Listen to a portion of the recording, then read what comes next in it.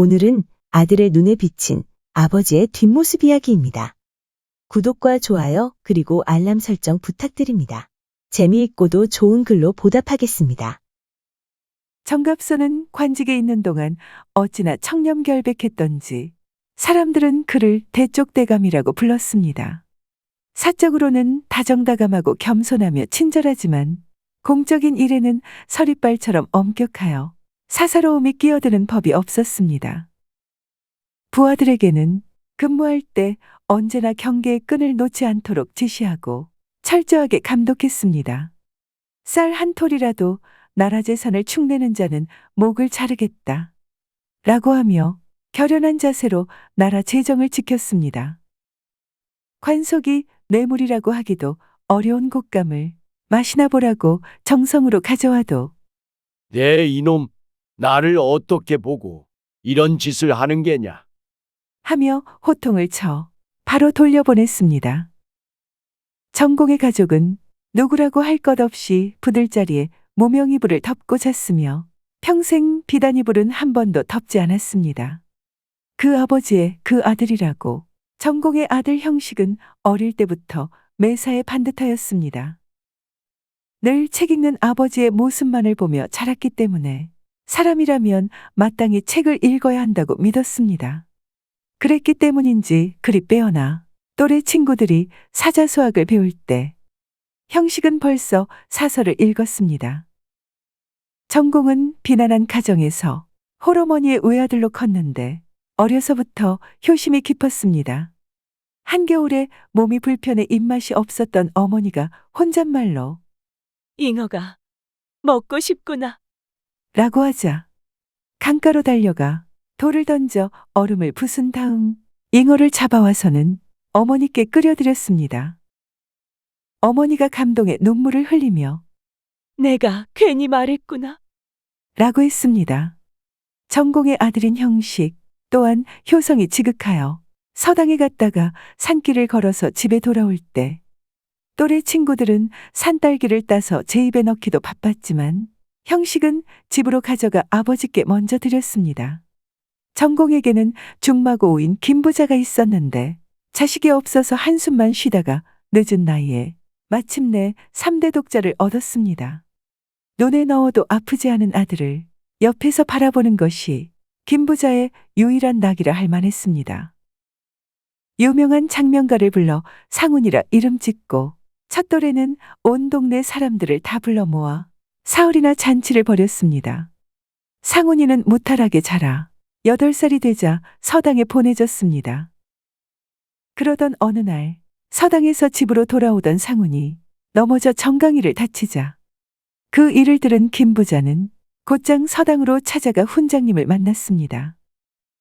이튿날부터는 서당이 김부잣집 사랑방으로 옮겨졌습니다. 사랑방은 넓고 깨끗할 뿐 아니라 날마다 맛있는 간식까지 나오니 학동들은 모두 입이 귀에 걸릴 정도로 기뻐했습니다. 김부잣집 행랑아범은 몇 년 전 상처하고 아들 돌석 하나만을 데리고 사는 호랍이었습니다. 돌석은 김부자의 3대 독자 상훈과 동갑이었으며 서당 청소를 도맡아 했습니다. 그는 학동들이 공부하는 틈틈이 문밖 처마 밑에 앉아 부직갱이로 땅바닥에 글씨를 쓰며 귀동냥 공부를 했습니다. 그 모습을 볼 때마다 형식은 늘 마음 아파하였습니다. 어느 봄날이었습니다. 학동들이 마당에서 돼지오줌보로 만든 공을 차며 놀던 중 어느 한 아이가 찬 공이 하늘 높이 떠오르더니 그만 장독대에 있는 장독 안으로 빠지고 말았습니다. 상훈이 장독을 들여다보니 반 넘게 간장이 찬 독 속에 오줌보가 둥둥 떠 있었는데 손이 닿을 듯 말 듯 하였습니다. 오줌보를 꺼내보려던 상훈이가 그만 중심을 잃고 장독 속으로 빠져버리고 말았습니다. 장독 안에 빠진 상훈은 두 발을 버둥거리며 발버둥 쳤습니다. 학동들이 이리 뛰고 저리 뛰며 어쩔 줄 몰라 하며 야단법석을 떨 때 형식이 자기 머리통만 한 돌멩이를 들고 달려와 장독 아랫부분을 내리쳤습니다. 퍽소리와 함께 간장이 콸콸 쏟아지자 행랑아범이 독 속에서 정신을 잃은 채 거꾸로 처박혀 있던 상훈이를 꺼냈습니다. 김 부자는 새파랗게 질렸습니다. 마침 행랑아범이 어릴 때 강가에 살았는지라 물에 빠진 사람 살리는 법을 알고 있었습니다. 가슴을 두드리고 인공호흡을 하여 폐 속에 고여있던 간장을 토하게 하자 상훈은 살아났습니다. 이튿날 김 부자가 형식과 행랑아범을 불렀는데 행랑아범은 밖에 있게 하고 먼저 형식을 들어오라고 불렀습니다. 내가 내 아들을 살렸다. 소원이 없느냐? 무엇이든 들어주겠다. 아무런 소원도 없습니다만 형식이 말끝을 흐리자 김 부자가 되물었습니다. 그 소원이 무엇인가 말해보게. 행랑아범의 아들 돌석이 저희와 함께 서당에서 글을 배웠으면 합니다.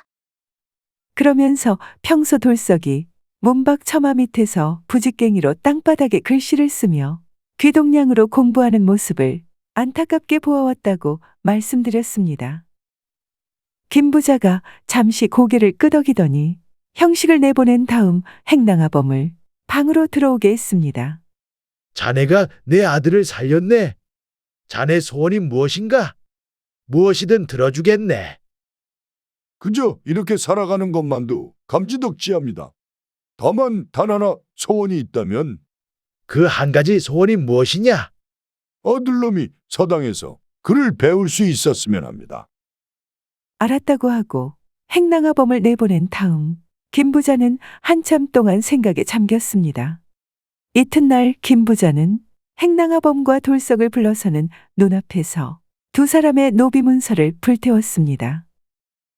그러고는 돌석을 자신의 3대 독자 상훈이와 의형제를 맺게 한 후 이제 노비가 아니고 평민이므로 함께 서당에 다닐 수 있다고 말하였습니다.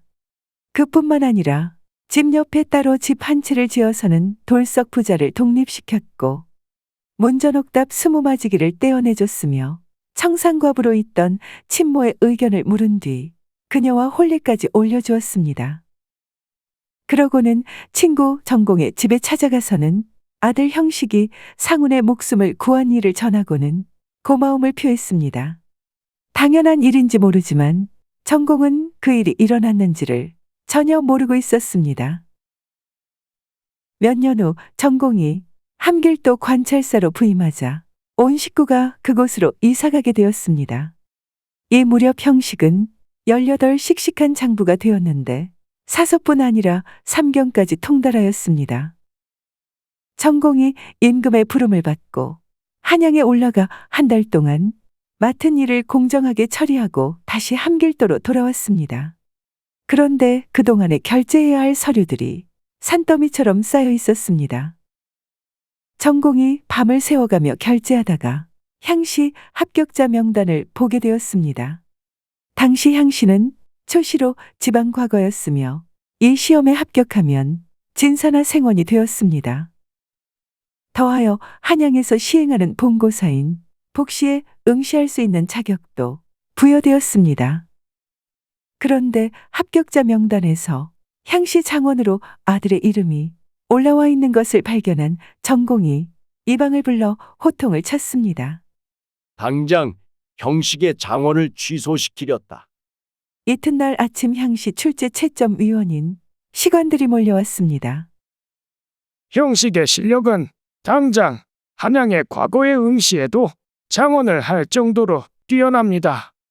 형식의 장원을 취소하겠다는 것은 시험관인 우리를 모욕하는 일입니다. 나이 지긋한 시관들이 항의하자 전공이 한술 더 떴습니다. 형식의 장원을 취소하자는 게 아니라 형식의 향시 합격 자체를 무효로 하는 것이요. 시관들이 모두 사표를 내고 물러나겠다고 했지만 전공은 흔들리지 않았습니다. 오얏나무 아래서는 가끈도 고쳐 매지 말라고 했소. 내가 관찰사로 있는 동안 형식은 합격시킬 수 없소. 이튿날 아침 형식은 아버지 전공에게 큰절을 올리고는 경상도 외가로 내려갔습니다. 이듬해 형식은 경상도에서 열린 향시에 장원으로 급제하고 한양으로 올라가 복시에도 장원을 하여 어사화를 쓰고 함길도로 돌아갔습니다. 얼마 후 형식은 임금으로부터 김해 부사 벼슬을 제수받고 경상도로 내려갔습니다. 그 무렵 꾀죄죄한 선비 한 사람이 김해의 천석군 부자 조참봉을 찾아갔습니다. 조참봉에게 공손히 인사를 올린 젊은 선비는 목이 맨 목소리로 하소연을 늘어놓았습니다. 소인은 웅천마을에 사는 허정이라 하옵니다. 연로하신 아버님께서 아무 이유도 없이 관가에 끌려가시더니 말도 안 되는 이런저런 죄목을 덮어쓰고 옥에 갇히고 말았습니다. 이 엄동설 안에 옥중에 계신 아버님 생각을 하면 효심 깊은 선비는 설움에 복받쳐 말을 잇지 못하고 어깨를 들썩이며 닭똥 같은 눈물만 흘렸습니다. 잠시 후 눈물을 닦은 선비는 다시 말을 이었습니다. 며칠 전 이방이 찾아와 500냥만 내면 풀어주겠다는 귀띔을 했지만 그 큰 돈을 마련할 길이 없어 발만 동동 구르고 있었사옵니다. 그러면서 선비는 가지고 온 보따리를 풀었습니다. 그러자 높이 한 자쯤 되는 눈이 부시게 찬란한 금부처 하나가 그 모습을 드러냈습니다. 이 금부처는 저의 25대 선조께서 고려 버풍왕으로부터 하사받은 것으로 대대로 가보로 삼아 귀하게 간직해온 저희 가문의 자랑이었습니다. 부끄러운 말씀이오나 이 금부처를 담보로 삼아 500냥만 빌려주신다면 정월 금음날까지 반드시 100냥의 이자를 보태어 꼭 갚겠나이다. 젊은 선비는 조참봉이 선뜻 내놓은 500냥을 받고 겨울 두루마기까지 한 벌 얻어입은 다음에 눈발 속으로 사라졌습니다. 그날부터 조참봉은 친구며 이웃을 닥치는 대로 불러 금부처를 자랑하는 것이 일과가 되었습니다. 그 가난한 선비가 2달 만에 무슨 수로 600냥을 구할까? 이 금부처는 모르긴 몰라도 구할은 자네 것이 되었네. 금부처를 보고 감탄한 친구의 말에 조참봉이 껄껄 웃었습니다. 그러던 어느 날 소문을 들은 김해부사 형석이 조참봉을 조용히 불러서는 귀띔을 해주었습니다. 참봉 어른, 고려왕조에는 버풍왕이 없는 데다가 허씨 성을 가진 사람도 지금 감옥에 없습니다. 게다가 이 금부처는 순금 덩어리가 아니고 납덩어리에 도금한 것입니다. 아차 싶은 조참봉은 집사를 웅천 땅으로 보내 허정을 찾아 데려오라 했지만 허탕만 치고 말았습니다. 사기꾼이 자기 거처를 솔직히 말했을 리 만무하였던 것입니다. 크게 충격을 받은 조참봉은 식음을 전폐하고 병상에 드러누웠습니다. 그 소식을 듣고 부사가 일부러 다시 찾아와서는 묘안을 내놓았습니다. 참봉 어른 걱정하실 거 없습니다. 금부처가 가짜라는 말은 절대로 입 밖에 내지 마세요. 이튿날 새벽 조참봉이 고래고래 소리를 지르며 사람들을 불러 모았습니다. 하인들이 우르르 몰려왔습니다. 내 이놈들, 간밤에 도둑이 들었는데도 전혀 눈치를 못 챘단 말이냐? 김해 부자 조참봉이 담보로 잡아둔 금부처를 도둑 맞았다는 소문은 꼬리에 꼬리를 물고 천리말리 퍼져나갔습니다. 한몫 챙긴 뒤 멀리 울산까지 가서 첩살림을 차려놓고 빈들거리던 사기꾼 귀에도 그 소문이 들어갔습니다.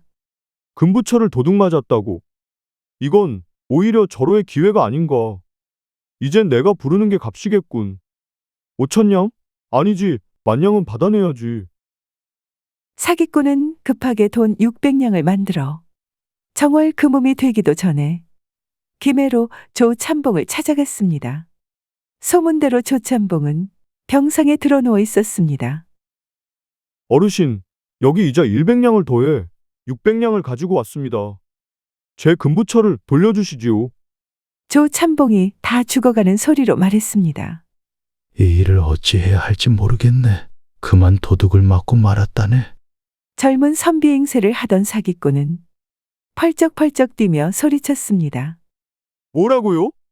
그럼 당장 동원의 사또 앞으로 가야겠습니다. 그러자 조 참봉이 벌떡 일어나 말했습니다. 여봐라. 이 선비나리가 사또 앞으로 가자고 하신다. 그 가짜 금부처를 갖고 오너라. 하인들이 우르르 몰려들어 사기꾼을 단단히 포박한 뒤 관하로 끌고 갔습니다. 관하에는 김해 부사 형식이 기다리고 있다가 사기꾼을 붙잡아 실컷 혼쭐을 낸 다음 멀리 귀양 보냈습니다. 김해 부사 형식은 재임하는 동안 농업과 상업을 진흥시키고 호구를 늘리고 교육을 장려하며 군정에 힘쓰고 부역을 균등하게 하고 간사하고 교활한 자가 없게 하는 등 목민관의 역할을 다했습니다. 세월이 지나 김해 부사 형식이 임기를 마치고 떠나는데 왕명을 받고 처음 김해로 들어올 때 가지고 있던 것보다 엽전 한 입 더 늘어난 것이 없었습니다.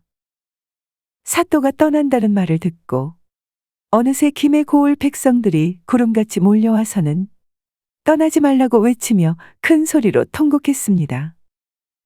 들어주셔서 고맙습니다. 용어 풀이와 참고문헌 그리고 자료 출처는 명기만 하고 따로 읽지는 않겠습니다. 참고하시기를 바랍니다.